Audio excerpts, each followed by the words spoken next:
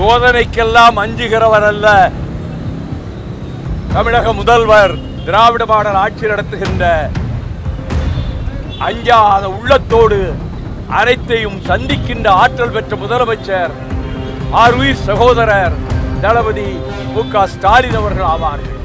எனவே எதிர்க்கட்சிகள் எதையாவது பேச வேண்டும் என்பதற்காக பேசிக் கொண்டிருக்கிறார்கள்.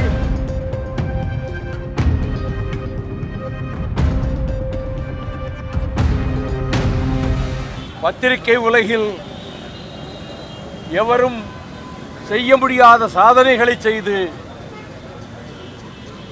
அடித்தட்டு மக்கள், சாதாரண மக்கள், குடிசை வாழ் மக்கள் முதல் மாளிகை வாசி வரை வாசிக்கக்கூடிய அத்தனை செய்திகளையும் அரசியல், பொருளாதாரம், சமூகம், விளையாட்டு, உலக நாடுகளினுடைய நடப்புகள் அனைத்தையும் தினத்தந்தி பத்திரிகையின் வாயிலாக கோடிக்கணக்கான மக்களுக்கு கொண்டு போய் சேர்த்து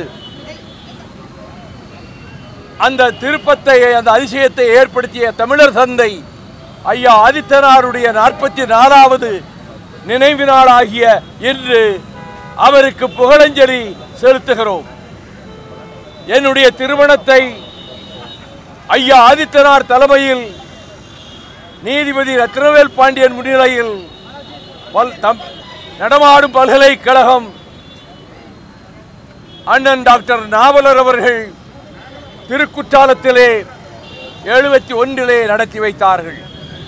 அதன் பிறகு பலமுறை ஐயா ஆதித்தனார் அவர்கள் என் இல்லத்திற்கு வந்திருக்கிறார்கள். என் மீது அளவற்ற பிரியம் காட்டினார்கள்.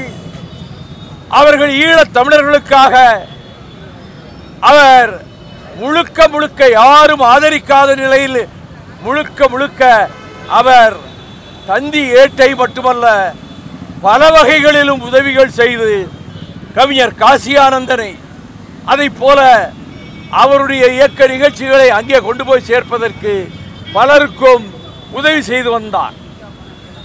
தமிழ்நாடு தமிழருக்கே என்ற குரலை எழுப்பி அவர் நடத்திய, தஞ்சையிலே நடத்திய தனித்தமிழ்நாடு மாநாட்டுக்கு தந்தை பெரியார் அவர்கள் திறப்பாளராக இருந்து சிறப்பு செய்தார். 1965 வெடித்த இரத்த புரட்சியான மொழி புரட்சியில் இந்தியை இங்கே அனுமதிக்க மாட்டோம் என்று தமிழர்கள், இளைஞர்கள், மாணவர்கள் எரிமலையான வெடித்து சீறி எழுந்த அந்த காலத்தில் அதை தூண்டிவிட்டவர்கள் என்று சொல்லி முத்தமிழறிஞர் அண்ணன் டாக்டர் கலைஞர் அவர்களை வாழை தனிமை சிறையிலே எப்படி வைத்தார்களோ அதை போல தமிழர் தந்தை ஐயா ஆதித்தனார் அவர்களை அதே டிஐஆரிலே கைது செய்து கோவை மத்திய சிறையிலே தனிமையிலே வைத்து அவரை கொடுமைப்படுத்தினார்கள்.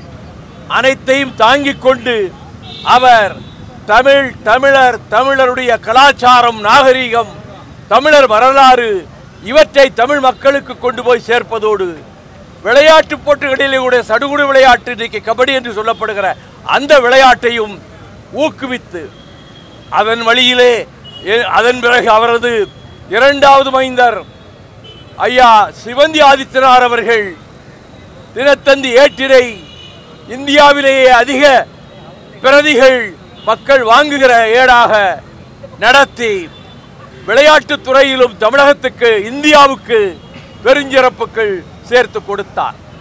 அதை போலவே அவரது மூத்த மகன் அவர் ராமச்சந்திர ஆதித்தனார் அவர்களும் அவர் மாலைமுரசு மூலமாகவும் கதிரவன் மூலமாகவும் அவர் தமிழுக்கும் தமிழ் ஈழத்துக்கும் அளப்பரிய தொண்டுகள் செய்து மத்திய அரசு மிரட்டலுக்கு அஞ்சாமல் அவரது தந்தையை போலவே உறுதியாக நின்றார். ஆகவே ஐயா ஆதித்தனார் அவர் புகழ் பாடுவது தமிழை புகழ்வதாகும், தமிழ் இனத்தை, தமிழர் வரலாற்றை புகழ்வதாகும். ஆகவே அவருடைய 44வது நினைவு நாளில் அவர் புகழ் எந்நாளும் இந்த விண்ணும் மண்ணும் இருக்கும் வரை தமிழர்களுடைய நெஞ்சிலே நிரந்தரமாக தமிழர் தந்தை ஐயா ஆதித்தனார் குடியிருப்பார் என்று கூறி அவருக்கு புகழ் வணக்கம் சொல்லி நான் அமைகிறேன்.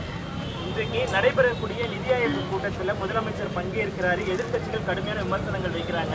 3 முறை புறக்கணித்து இப்போ சோதனைன்றனால முதலமைச்சர் சென்றிருக்கார் அப்படின்றாங்க. சோதனைக்கெல்லாம் அஞ்சுகிறவர் அல்ல தமிழக முதல்வர். திராவிட மாடல் ஆட்சி நடத்துகின்ற அஞ்சாத உள்ளத்தோடு அனைத்தையும் சந்திக்கின்ற ஆற்றல் பெற்ற முதலமைச்சர் ஆருயிர் சகோதரர் தளபதி மு.க. ஸ்டாலின் அவர்கள் ஆவார்கள். எனவே எதிர்க்கட்சிகள் எதையாவது பேச வேண்டும் என்பதற்காக பேசிக் கொண்டிருக்கிறார்கள். ஆனால் திராவிட முன்னேற்ற கழகம் இதுவரை இல்லாத புதிய புதிய சாதனைகளாக புரட்சிகரமான திட்டங்களை மாணவர்களுக்கு, மகளிருக்கு, வயது முதிர்ந்தோருக்கு, ஓய்வு பெற்றோருக்கு, விளையாட்டு வீரர்களுக்கு, அதை போல எல்லா துறைகளிலும் தனி முத்திரை பதித்து அவர் மக்கள் மன்றத்தில், மக்கள் இதயத்தில் சிறப்பான இடத்தை பெற்றிருக்கிறார் முதலமைச்சர்.